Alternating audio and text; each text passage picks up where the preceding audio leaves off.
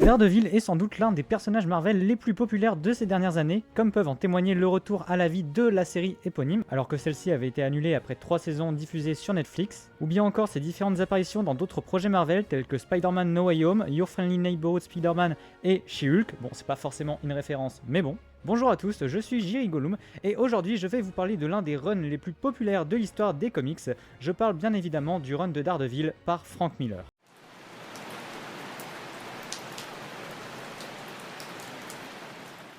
Alors tout d'abord, qui est Daredevil ? Ce personnage, créé par Stan Lee et Bill Everett, est apparu pour la première fois dans Daredevil 1 datant de 1964. Daredevil, de son vrai nom Matt Murdock, est le fils du boxeur Batlin Jack Murdock. Un jour, alors qu'il était enfant, Matt sauva la vie d'un vieil homme qui allait se faire percuter par un camion. L'homme et Matt évitèrent de justesse le camion, mais celui-ci transportait des produits radioactifs qui ont fini dans les yeux de Matt, le rendant ainsi aveugle. Et puisqu'on est dans l'univers Marvel et que chaque fois que quelque chose de radioactif entre en contact avec vous, vous obtenez des super pouvoirs, eh bien Matt ne s'est pas contenté de perdre la vue.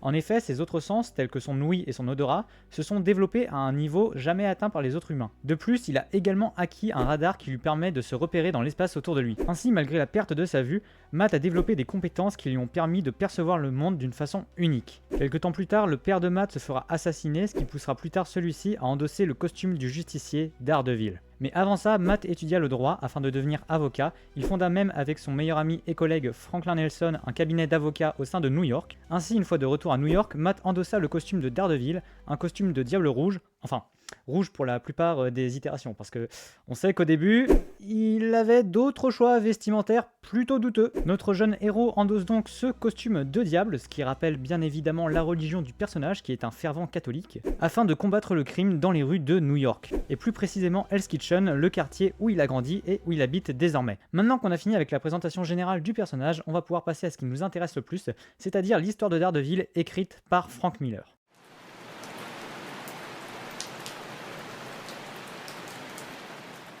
Avant l'arrivée de Frank Miller, la série Daredevil était écrite par Roger McKenzie et on ne peut pas vraiment dire qu'elle bénéficiait d'un succès grandiose. En effet, la série était une série de super-héros assez lambda. Daredevil se contentait de combattre des adversaires avec des petites touches d'humour par-ci par-là, mais la série ne faisait pas preuve d'une vraie singularité. La série ne marche donc pas très bien, les scénaristes se succèdent les uns après les autres, les histoires tournent en rond et n'exploitent pas le côté judiciaire ou religieux que pourrait avoir la série. Roger McKenzie, le scénariste qui s'occupait donc de la série à la fin des années 70, quitte le titre au début des années 80, et c'est alors le dessinateur de la série qui va également reprendre le scénario, un certain Frank Miller. Né en 1957 dans le Maryland, Frank Miller était un jeune dessinateur qui a commencé à illustrer le titre Daredevil à partir du numéro 158 datant de 1979, et c'est donc à partir du numéro 168 datant de 1981 qu'il va reprendre les rênes de la série après le départ de son collègue Roger McKenzie. C'est ce passage qui va donc lancer réellement la carrière de Frank Miller et qui va redresser également le titre Daredevil.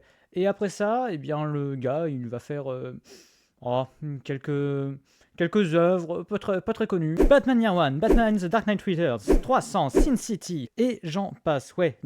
Grand nom de l'histoire des comics. Enfin, avant de bien sûr tenir des propos polémiques au début des années 2000. Mais bon, ce n'est pas le sujet ici, revenons donc à son run sur Daredevil. Miller reprend donc les rênes de la série en 1981, et dès le premier épisode qu'il scénarise, il crée le personnage d'Elektra, et la relie directement à Matt Murdock en faisant un personnage de son passé. Miller nous raconte dans cet épisode comment Matt, qui était alors encore un étudiant en droit, rencontra Elektra, qui était la fille d'un ambassadeur grec, et comment les deux jeunes gens tombèrent rapidement amoureux étant donné qu'ils partageaient tous les deux un amour pour la gymnastique et pour les arts martiaux. Et oui, ça rapproche. Elektra était le premier grand amour que Matt ait jamais connu.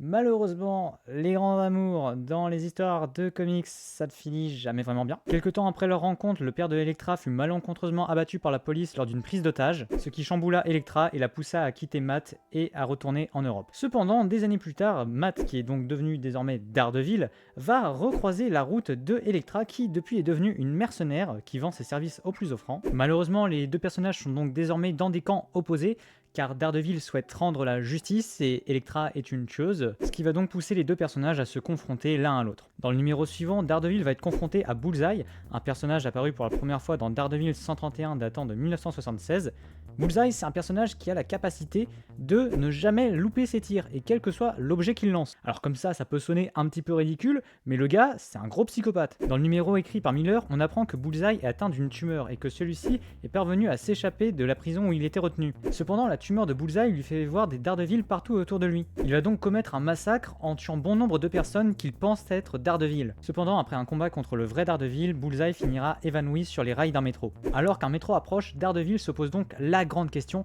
va-t-il sauver son ennemi qui vient de commettre un massacre ou le laisser mourir? Après un instant de réflexion, Daredevil décidera tout de même de sauver son ennemi. Et quelques temps plus tard, un chirurgien opérera Bullseye pour lui enlever sa tumeur, et celui-ci sera donc bel et bien hors de danger. Dans le numéro suivant, Miller fait intervenir un autre méchant que Marvel avait laissé de côté depuis quelques temps, et qui était auparavant un ennemi de Spider-Man. Il s'agit du personnage de Wilson Fisk, aka le Caïd, apparu pour la première fois en juillet 1967 dans The Amazing Spider-Man 50, et créé par Stan Lee et John Romita Sr. Le Caïd est un personnage n'ayant pas de véritable super pouvoir, mais qui avait réussi à coordonner les activités criminelles de New York avant de prendre sa retraite à la demande de sa femme Vanessa. Cela faisait donc quelques années que le Caïd menait une vie tranquille au Japon avec sa femme, mais lorsque celle-ci se fut kidnappée, il fut obligé de retourner à New York pour venir la secourir. Au départ, le Caïd n'avait pas pour plan de redevenir le boss criminel de la ville, mais seulement de secourir sa femme et de retourner ensuite au Japon. Cependant, alors qu'il venait de la retrouver, un immeuble va s'effondrer sur eux, ce qui va entraîner la disparition de Vanessa et va également pousser Wilson Fisk à redevenir le Caïd qu'il était autrefois. Sur sa route, il va donc faire la rencontre de Daredevil, mais également celle de Bullseye, qui va devenir son homme de main pendant quelques temps, avant d'être à nouveau battu par Daredevil et donc de retourner en prison. Ainsi, en seulement quelques numéros, Frank Miller a donc réussi à nous présenter les 4 grandes figures de son run, c'est-à-dire bien évidemment Daredevil, Elektra, le Caïd et Bullseye. Dans le numéro 174, on apprend que durant les années où elle a été séparée de Matt, Elektra a été formée par une secte de ninjas maléfiques, appelée la Main. Oui. Mais qu'elle s'est retournée contre eux et que ceux-ci la pourchassent donc désormais. Ainsi, pour se débarrasser d'eux, et notamment du ninja immortel Kirigi, Elektra va être obligée de devoir s'allier avec Daredevil. Daredevil et Elektra vont donc réussir à se débarrasser du groupe qui voulait Elektra morte. Cependant, le sens de la justice de Matt le poussa à vouloir capturer Elektra, mais celle-ci parvint à s'enfuir avant que ce ne soit le cas. Dans le numéro 176, Daredevil, qui a alors perdu le contrôle de ses dons, cherche à retrouver son mentor qui lui a appris à les maîtriser à l'époque où c'était encore un jeune enfant, Stick. Stick, c'est un vieil aveugle assez bourru, mais c'est un maître d'arts martiaux qui a appris à Matt à contrôler ses dons et qui a fait de lui le combattant qu'il est devenu par la suite. Cela faisait des années qu'ils ne s'étaient pas vus, mais Matt finit tout de même par le retrouver, il traînait là quelque part dans un bar, et il aida donc Matt à reprendre le contrôle de ses dons. Ce nouveau personnage créé par Frank Miller est donc lui aussi lié au passé de Daredevil et va faire une apparition de seulement 2 numéros, mais gardez-le dans un coin de votre esprit. Dans le numéro 179, Elektra va être recrutée par le Caïd pour assassiner Ben Urich. Ben Urich, c'est un reporter et ami de Matt Murdock et l'une des seules personnes au courant que celui-ci n'est autre que Daredevil. Si le Caïd veut voir Urich mort, c'est parce que celui-ci commence à poser un petit peu trop de questions concernant un candidat potentiel à la mairie qui est corrompu, ce qui va donc entraîner un combat entre Daredevil et Elektra, qui va donc finir d'achever la relation entre les deux. A l'aide d'un piège tendu à Matt, c'est Elektra qui va gagner ce duel et qui sera à 2 doigts de tuer Urich, mais on apprendra au numéro suivant que celui-ci s'en est tiré in extremis. En parlant de celui-ci, c'est dans le numéro 180 qu'on apprend que Vanessa, la femme du Caïd, est toujours vivante, mais celle-ci a perdu la mémoire et est retenue prisonnière par un homme qui se fera battre par Daredevil. Daredevil va donc rendre sa femme au Caïd et en échange, celui-ci va accepter de retirer le candidat qu'il souhaitait placer à la mairie. Et c'est ainsi qu'on en arrive au numéro 181 en avril 1982, et pour celui-ci, dès la couverture, le topo est annoncé. En effet, il est indiqué que ce numéro fera le double de la pagination habituelle et qu'un duel à mort va avoir lieu entre Elektra et Bullseye, les 2 principaux assassins présents depuis le début du run de Miller. Le Caïd, pas vraiment content après l'histoire de la mairie, souhaitait faire un geste de représailles envers ceux qui avaient été impliqués dans cette histoire. Et l'une de ces personnes, c'est Franklin Nelson, aka Foggy, le meilleur ami et collègue de Matt. Le Caïd va donc ordonner à Elektra d'aller le tuer. Cependant, alors que celle-ci venait de capturer Foggy, celui-ci va reconnaître Elektra, parce que oui, n'oublions pas que Foggy, il était déjà meilleur ami avec Matt à l'époque où celui-ci côtoyait Elektra, donc Foggy a connu Elektra lui aussi à l'époque de la fac, et il va la supplier de ne pas le tuer. Elektra, ayant donc des remords, décide de ne pas tuer Foggy et le laisse partir. Cependant, en parallèle, notre cher ami Bullseye parvient à s'échapper de prison, mais il n'est pas vraiment content lorsqu'il apprend que Fisk, son précédent employeur, a désormais une nouvelle tueuse à gages sous ses ordres. Il va donc agresser cette dernière après que celle-ci ait relâché Foggy et va donc s'enchaîner un combat entre les deux. Et l'issue du combat, Eh ben on le connaît tous. Après un combat acharné, Bullseye va réussir à planter Elektra avec l'un de ses propres sails. Celle-ci, se vidant de son sang, va donc ramper jusqu'à l'appartement de Matt et mourir dans les bras de ce dernier, son grand amour. Matt, furieux, va donc plus tard comprendre que c'est Bullseye qui a assassiné la femme qu'il aimait et va donc s'enchaîner un combat entre les deux. Les deux hommes vont donc eux aussi mener un combat acharné et à la fin de celui-ci, ils vont se retrouver suspendus à un fil, Matt retenant Bullseye qui était sur le point de tomber dans le vide. Cela rappelle bien évidemment la toute première confrontation des deux personnages écrite par Miller, lorsque Bullseye était sur le point de se faire écraser par un métro. Cependant, cette fois, Daredevil décide de ne pas sauver Bullseye et lâche son ennemi dans le vide avec la volonté de le tuer. Et puisqu'on est dans l'univers des comics et que personne ne meurt jamais vraiment, à part Oncle Ben, eh bien Bullseye survivra à la chute, mais il finira paralysé dans un lit d'hôpital, incapable de parler ou de bouger la moindre partie de son corps. Dans le numéro suivant, Matt, refusant d'accepter la mort d'Elektra, va aller jusqu'à la déterrer pour s'assurer que celle-ci est bel et bien morte, et elle est bel et bien morte, oui.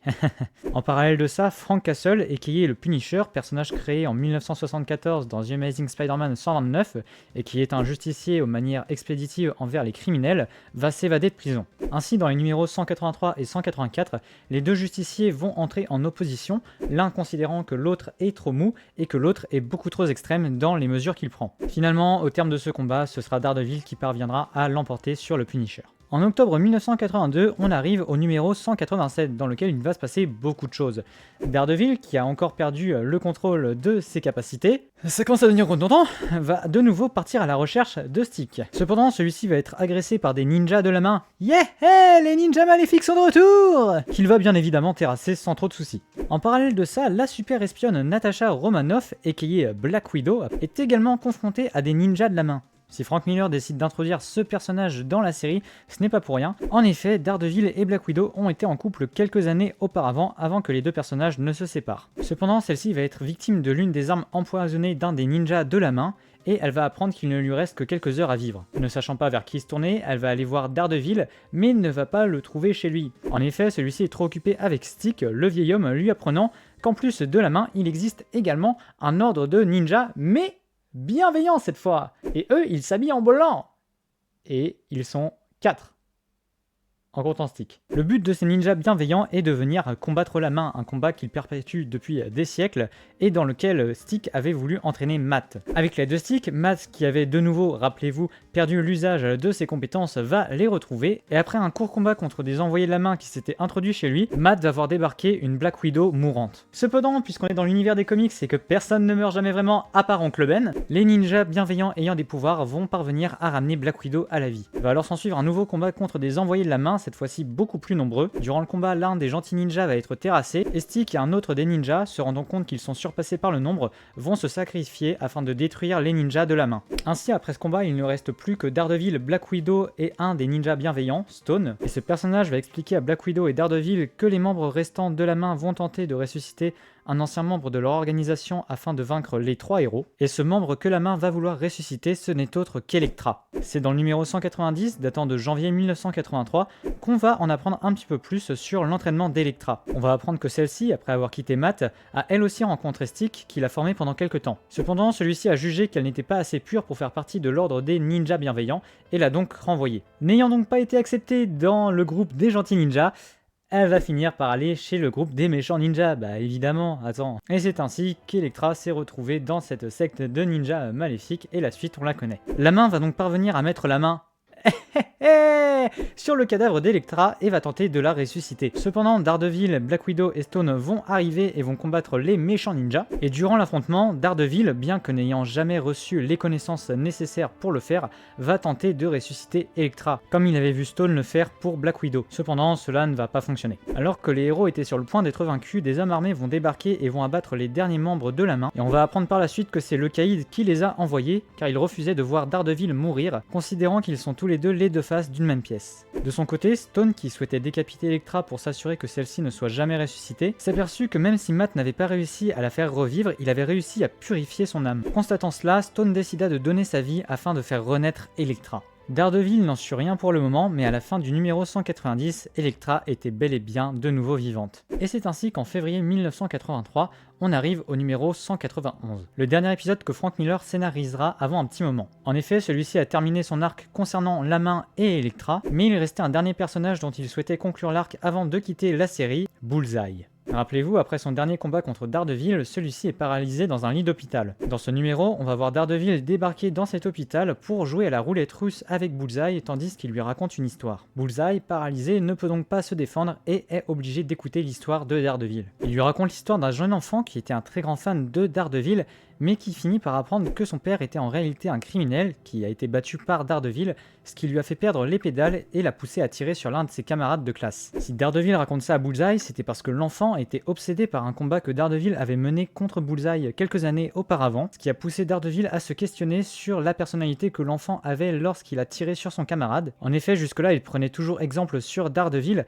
mais après l'arrestation de son père, cela mène Matt à se demander s'il ne prendrait pas plutôt exemple sur Bullseye. C'est donc cette nouvelle vie détruite qui a poussé Matt à jouer à ce jeu macabre avec son ennemi. Bon, même si au final, puisqu'on est dans l'univers des comics et que personne ne meurt jamais à part Oncle Ben, eh bien on apprend que le chargeur avec lequel Matt a joué à la roulette russe était vide. Donc au final, ni Daredevil ni Bullseye ne meurent, mais celui-ci a eu une grosse frayeur de la part de son ennemi. Et c'est donc avec ce numéro que Frank Miller va quitter la série Daredevil après avoir conclu ses différents arcs, la main ayant disparu, Elektra ressuscité ayant quitté New York pour de bon, et Bullseye toujours paralysé dans son lit d'hôpital. Le seul personnage qui n'a pas vraiment de conclusion, c'est le Caïd. En effet, celui-ci est toujours à la tête de la pègre de New York et il compte bien y rester. Miller reviendra tout de même scénariser l'épisode 220 en juillet 1985, épisode dans lequel un Matt Murdock qui ne prononce pas un seul mot et qui ne porte pas son costume tout du long, va venir déjouer les machinations qui se trament dans une petite ville près d'une route du New Jersey. Épisode que j'ai trouvé ma foi fort sympathique et qui a des airs de petit western. À cette première partie de la série écrite par Frank Miller, on peut également ajouter le graphic novel Love and War, un graphic novel illustré par le très talentueux Bill Sienkiewicz, je suis pas sûr de bien le dire. Ce graphic novel va expliquer comment le Caïd va forcer un célèbre psychologue dont il a kidnappé la femme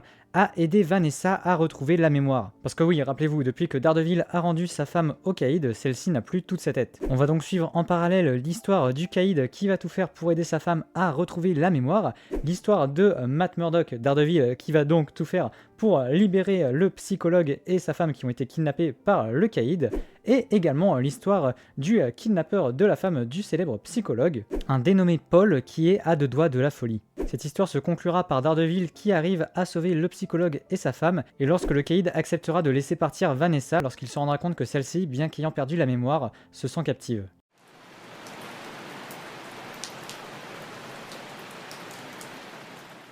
Plus tard, Frank Miller reviendra écrire la série des numéros 227 à 233, le temps d'un arc bien connu et qui a donné son nom à la nouvelle série Daredevil. Je parle bien évidemment de Born Again. Dans le premier numéro de cette saga, en février 1986, on retrouve donc un personnage bien connu des fans de la série Daredevil, Karen Page, l'ex-petite amie de Matt Murdock qu'il avait quitté pour devenir actrice, ce qu'elle a réussi à faire d'une certaine manière, mais disons que c'est pas forcément le genre de film qu'elle voulait faire au début. Et en plus de ça, elle est devenue addicte à la drogue. L'histoire commence donc super bien comme vous pouvez le constater. Et c'est que le début parce que Karen, qui était au courant de la double identité de Matt, va accepter de vendre l'identité de Daredevil en échange d'une dose. Et ouais, très sympa comme vous pouvez le constater. Et de fil en aiguille, cette information, elle va remonter jusqu'à un certain personnage qui n'est autre que le Caïd, celui qui ne devait absolument pas obtenir cette information. Désormais au courant de l'identité de son rival, le Caïd va faire perdre tour à tour à Matt son emploi,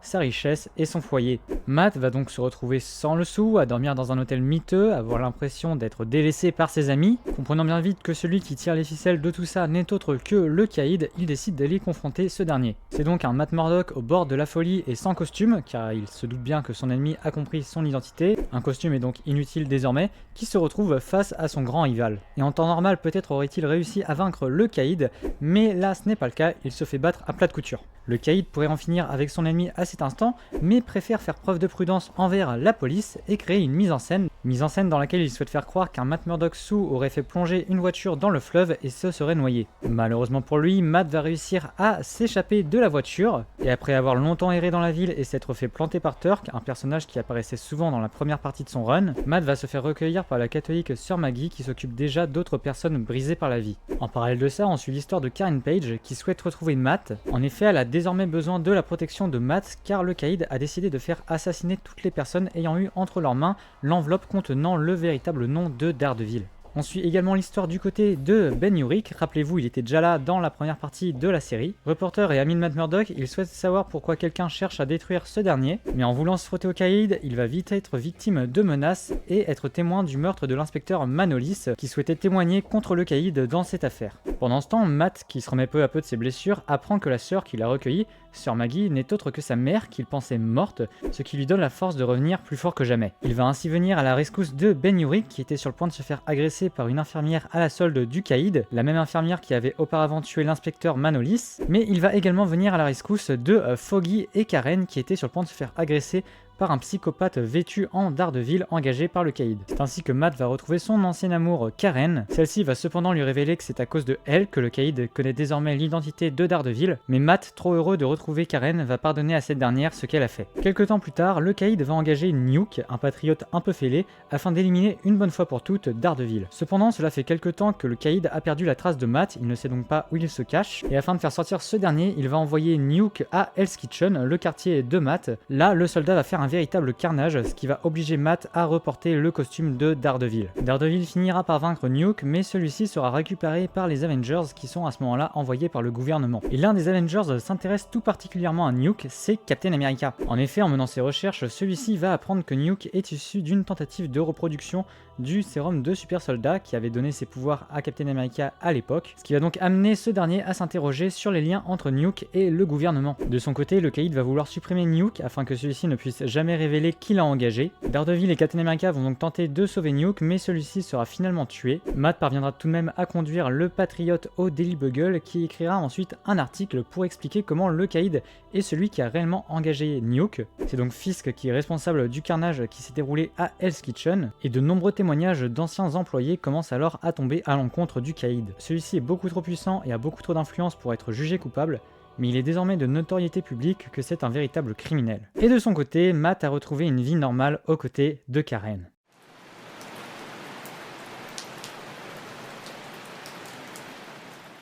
Et désormais, afin de conclure sur le run de Frank Miller, il me reste à vous parler de Man Without Fear, la saga revenant sur les origines de Daredevil, toujours scénarisée par Frank Miller et dessinée par John Romita Jr. Dans cette histoire de 1993, on en apprend donc plus sur les origines du héros. On revient sur l'accident qui lui a coûté la vue et son début d'entraînement avec Stick. On nous parle également de son père, Jack, qui est un boxeur mais qui est également obligé de servir de gros bras pour des criminels, jusqu'au jour où il décidera de ne pas truquer un combat comme on le lui avait demandé et où il se fera assassiner pour ça. Le meurtre de son père va donc pousser Matt à affronter les criminels responsables de sa mort. Cependant, lors de sa croisade, le jeune Matt va accidentellement pousser une femme à travers une fenêtre et la chute va donc tuer cette dernière. Traumatisé pendant de longues années par cet événement et considérant que c'est parce qu'il avait violé les lois que cet événement était arrivé, cela conforta Matt dans sa décision d'étudier le droit. On assiste donc aux années universitaires de Matt où il rencontre son meilleur ami et futur associé Franklin Nelson, mais également une certaine Elektra. On va donc assister à la romance entre les deux jeunes gens avant qu'Elektra ne quitte la vie de Matt après la mort de son père. Pendant ce temps, du côté de New York, un certain Wilson Fisk, qui ne se fait alors pas encore appeler le Caïd, commence à prendre le contrôle de la pègre de la ville. C'est donc en revenant à New York après ses études que le jeune Matt Murdock va se retrouver pour la première fois confronté aux sbires du Caïd, car ceux-ci kidnappent beaucoup d'enfants dans les rues de la ville, notamment une amie que s'est faite Matt. Celui-ci va donc venir secourir les enfants en mettant un tissu noir sur son visage afin de cacher son identité, et c'est en constatant la hausse de la criminalité dans sa ville que Matt va décider de rester à New York pour de bon.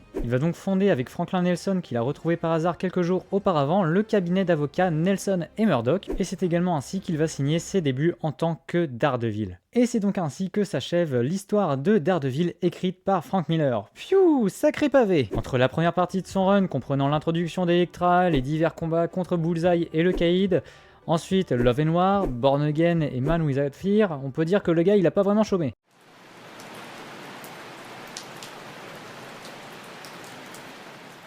Je vais pas m'étaler trop longtemps sur mon avis parce que je vais pas dire grand chose de plus que ce que tout le monde dit partout. C'est-à-dire que Frank Miller il a fait un travail exceptionnel, que ce soit au niveau du scénario ou du dessin. Mais on peut également souligner le talent des autres dessinateurs qui l'ont accompagné parce qu'il a pas tout fait tout seul non plus. Il a notamment été accompagné par Klaus Johnson sur la première partie de son run, par David Mazzucchelli sur Born Again et par John Romita Jr. sur Man Without Fear, sans oublier évidemment Bill Sienkiewicz, je sais toujours pas si je le dis bien, pour Love and War. Concernant la première partie de son run, on sait donc tous l'impact que Frank Miller a eu sur la série Daredevil. Il a fait d'une série lambda une série sombre avec des personnages marquants tels qu'Electra, Bullseye, Daredevil, le Caïd. Une série qui a également fait passer Matt Murdock d'un personnage lisse à un personnage plus complexe. En effet, même si Matt est en tant que Daredevil un modèle de vertu, eh bien c'est pas forcément toujours le cas dans sa vie privée, notamment en ce qui concerne son rapport aux femmes qui est horrible. J'en ai pas parlé ici, mais dans la première partie du run de Miller, Matt délaisse constamment sa petite amie de l'époque, Heather Glenn. Et après la mort d'Electra, il ira jusqu'à faire perdre à Heather son entreprise afin de la forcer à se marier à lui.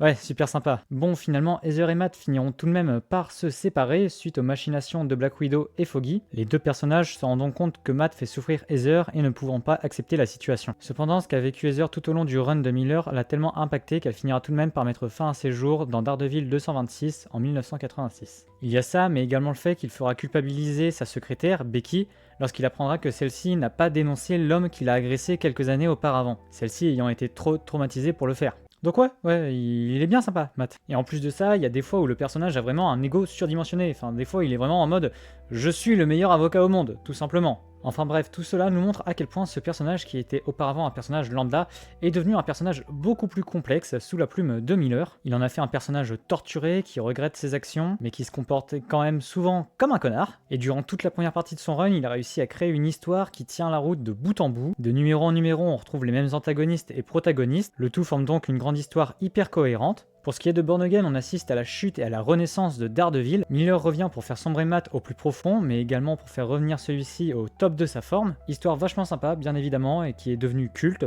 Le seul petit truc que je regrette un petit peu sur Born Again, c'est la toute fin. Pas forcément ce qui concerne Matt, son arc se termine plutôt bien, il est heureux avec Karen, mais c'est plutôt avec tout ce qui concerne New qu'il arrive, il fait tout péter, alors que jusque-là, on avait un récit où c'était plus... On était beaucoup plus dans le mental du personnage de Matt qui avait vraiment sombré. Et puis aussi l'intervention de Captain America. J'aime beaucoup Captain America, mais je pense qu'il est peut-être un petit peu trop pour ce récit. Et enfin, Miller conclut sur Daredevil avec Man Without Fear, qui raconte pourtant ce qui se passe au tout début de l'histoire du personnage. C'est une histoire pas très longue, assez sympa, qui nous permet vraiment de connaître bien le personnage. Le seul petit bémol que j'aurais, c'est que Daredevil dedans, il tue pas une personne, mais bien deux personnes. Alors que c'est pourtant un personnage qui a la règle de ne pas tuer. Alors, le premier meurtre, on peut le comprendre, et c'est peut-être justement, ça aurait pu servir d'explication à pourquoi après il ne veut plus tuer, mais le deuxième meurtre qu'il commet, là c'est tout de suite plus difficile à excuser, et ça correspond moins au personnage. Mais malgré ça reste quand même une bonne histoire et John Romita Jr. fait du très bon travail au dessin. En conclusion, Frank Miller a réussi à réinventer le personnage de Daredevil, à lui donner un ton plus mature, à lui apporter des ennemis beaucoup plus marquants qu'auparavant, et c'est lui qui a fait que le personnage est devenu vraiment populaire par la suite. Il a créé bon nombre d'éléments de l'histoire de Daredevil qui sont aujourd'hui des éléments